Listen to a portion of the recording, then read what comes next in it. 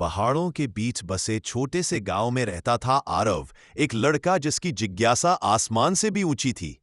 एक रात उसने देखा, उसके कमरे की दीवार पर सुनहरी रोशनी का एक गोल दरवाजा बन रहा है और उस दरवाजे से एक बूढ़ा चमकीली दाढ़ी वाला जादूगर बाहर आया। वो बोला, मैं हूं कालदूत, समय का रक्षक। मुझे तुम्हारी मदद चाहिए आरव। जादूगर ने उसे एक चमकती हुई चाबी दी। कालदूत बोला, यह है समय की चाबी। अद्भुत लोक में एक दुष्ट शक्ति समय सर्प समय के धागे तोड़ रहा है। यदि उसे न रोका गया, दुनिया का हर पल बिखर जाएगा। आरव ने बिना सोचे कहा, मैं तैयार हूं। चाबी घुमाते ही आरव और कालदूत हवा में उठे और एक नए संसार में पहुंच गए। एक दुनिया जहां पेड़ों की पत्तियां घड़ी की सुइयों जैसी घूमती थीं। लेकिन तभी जमीन कांपी और अंधेरे से एक फुफकार सुनाई दी।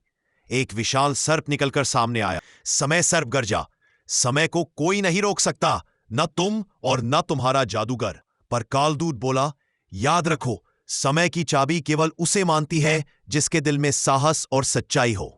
आरव ने चाबी उठाई और सोचा, मैं दुनिया का समय बचाना चाहता हूं। चाबी चमक उठी, उससे निकली सुनहरी लहरें हवा में फैल गईं और समय सर्प पर गिर पड़ी। समय सर्प चीखते हुए बोला, नहीं, तुम्हारा दिल बहुत उजाला है। और वह धुएं की तरह गायब हो गया। पूरा लोक खिल उठा।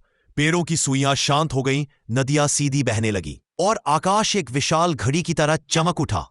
कालदूत मुस्कुराया, आरव, तुमने समय को बचा लिया। अब तुम केवल एक बच्चा नहीं, समय संरक्षक हो। आरव फिर अपने कमरे में था। सब कुछ वैसा ही, लेकिन उसकी आंखों में एक नई चमक थी। उसने आसमान की ओर देखा और फुसफुसाया, शायद रोमांच कभी खत्म नहीं होता, बस सही दरवाजा ढूंढना होता है। हर बच्चे के भीतर साहस है, बस उसे जगाने के लिए एक जादुई चाबी चाहिए।